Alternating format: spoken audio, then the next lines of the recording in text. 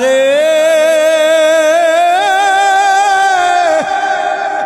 এই গুনাহগুলি নিয়া তোমার দরবারে কেমন করে হাজির হব আল্লাহ, বড় ভয় লাগে, অন্তরের ভিতরে বড় ভয় জাগে গো আল্লাহ। তবে আমি একটা কথা জানি আল্লাহ গো, মানুষ যতই গুনাহ করুক না কেন, মানুষের এই গুনার শেষেও তো তোমার রহমত আছে গো আল্লাহ। আল্লাহ আমি শুনেছি মানুষের গুনাহ যতই বড় হোক না কেন আল্লাহ, মানুষের গুনাহ থেকেও নাকি তোমার রহমতের দরিয়া আরো বিশাল। ওগো মালিক, জীবনে তোমার সিজদা দেই না, জীবনে তোমার ইবাদত বন্দেগী করি না আল্লাহ। বলতে বড় লজ্জা লাগে, কিন্তু তুমি ছাড়া তো আমার আর কেউ নাই গো আল্লাহ। আল্লাহ এই নাফরমান বান্দার প্রতি তুমি একটু দয়া করো না। এই কথা বলিয়া ওই যুবক ভাইটা কান্নাকাটি করে। ওই মা জননী সন্তানের এই বেহাল দশা দেখে মাও কান্নাকাটি করে। একটু পরে যুবক মায়ের হাতটা চাপিয়া ধরিয়া মাকে ডাক দিয়া বলে, মা আমি তোমারে দুইটা কথা বলবো। এক নাম্বার কথা হলো গো মা, এই দুনিয়ার থেকে আমার হায়াত যেই কোনো সময় শেষ হয়ে যাবে, যেই কোনো সময় আমি হয়তো বা দুনিয়া থেকে বিদায় নিয়ে যাব। মা গো মা, দুনিয়াতে মানুষ মারা গেলে কোন মুসলমানের কবরস্থানে দাফন করা হয়। ওগো মা, আমি মারা যাওয়ার পর আমারে কোনো মুসলমানের কবরে দাফন করিও না। আমি যে কত বড় পাপী গো মা, আমার পাপের কারণে কবরের মানুষদের আযাব বেড়ে যাবে। ওগো মা, তোমারে দুইটা ওসিয়ত কইরা যায়। এক নাম্বার ওসিয়ত, আমার মৃত্যুর পরে তুমি আমারে মুসলমানদের কবরে দাফন করবা না। দুই নাম্বার ওসিয়ত, ও মা, এই দুনিয়ার সব থেকে নিকৃষ্ট প্রাণী হলো কুকুর। যদি কুকুর মারা যায়, ওই কুকুরের গলা মানুষ রশি লাগাইয়া ওই কুকুরে টানতে টানতে যেমন ময়লার ডাস্টবিনের ভিতরে ফালায় দিয়ে আসে। ও গো মা,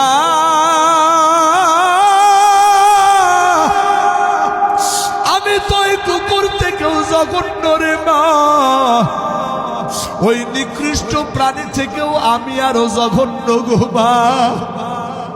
আমার মৃত্যুর পরে আমার গলার ভিতরে রশি টানায়া ওই নিকৃষ্ট প্রাণী কুকুরের মতো টানতে টানতে নিয়ে যাইবা। এলাকার ভিতরে সব থেকে ময়লার বড় ডাস্টবিনের জায়গা, ওই ময়লার ডাস্টবিনের ভিতরে তুমি আমারে ফালাইয়া দিয়া দিবা। আমার প্রাণের ভাইয়েরা, একজন মা সন্তানের মুখের এই কথা শুনিয়া মা বরদাস্ত করতে পারে না, আল্লাহরে ডাক দিয়া বলে, আল্লাহ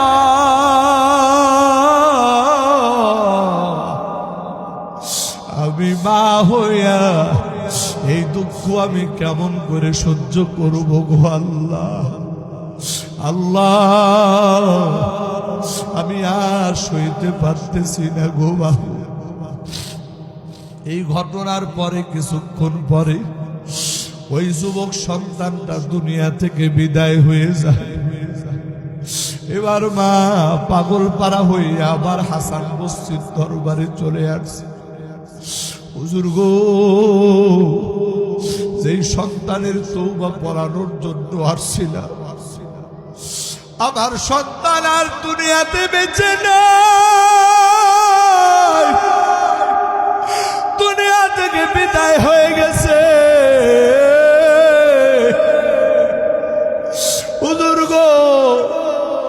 দয়া করিয়া যদি আপনার একটু দয়া হয় আমার সন্তানের জানাজাটা পড়াইবে। হযরত হাসান বসরি ধমক দেয়, বলে তোমার সন্তান জীবনে নামাজ পড়ে নাই, তোমার সন্তান জীবনে কোনোদিন কোনো নেকির কাজ করে নাই, সারা জীবন ভর শুধু মদ পান করেছে, গুনাহ করেছে। আর আমি জামানার হাসান বসরি হইয়া তোমার ওই মদখোর সন্তানের জানাজা পড়াইতে যাব, এটা তুমি ভাবলা কেমন করে? আমার প্রাণের ভাইয়েরা, ওই মা সন্তান যতই খারাপ হোক না কেন, মা তো মা, মায়ের মনের ভিতরে বুঝবানে না রে বন্ধু। ওই মা হতাশ হয়ে আবার বাড়িতে ফিরে আসছে। কি করবে? সন্তানের লাশটা নিয়ে মা বড় বিপদে আছে। ওরে বন্ধু, কিছু সময় পার হইতে না হইতে হযরত হাসান বসরি আলাইহি তার বাড়ির দরজায় হাজির। দরজার সামনে নক করতেছে, ভিতর থেকে আওয়াজ আসলো, কি? বলে আমি হাসান বসরি। এবার ওই মহিলাটা ডাক দেয়া বলে, হুজুর আপনি আমার বাড়িতে, কি ব্যাপার? হযরত হাসান বসরি বলে, তোমারে বিদায় দেওয়ার পর আমি মাত্র কাইডোলা করার জন্য দুপুর বেলা খাওয়ার পর সামান্য সময় বিশ্রাম নেওয়ার জন্য আমার বিছানার সঙ্গে যখন পিঠটা লাগাই দিয়েছি,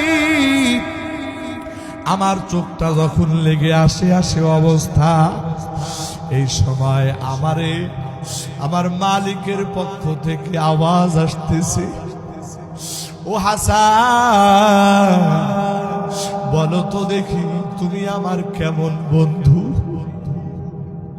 অথচ তোমার এলাকার ভিতরে আমার একজন বন্ধু মারা গেল, অথচ তুমি নাকি আমার বন্ধু হয়ে বন্ধুর জানাজা পড়াইবা না। হযরতে হাসান বসরি বলতেছে, আমি তাড়াতাড়ি লাফায় উঠে গেলাম।